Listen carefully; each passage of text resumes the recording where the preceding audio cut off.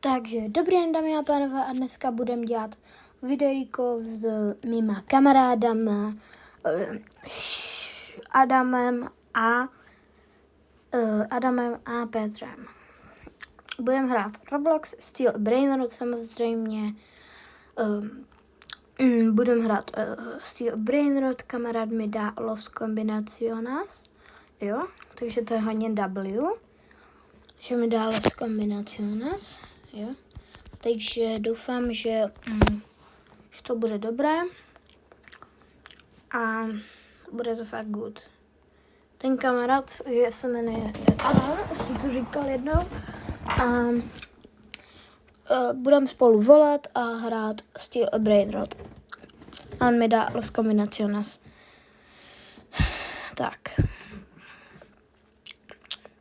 Přesně tak. A to asi bude pro tohle videjko všecko. Tak zatím čau.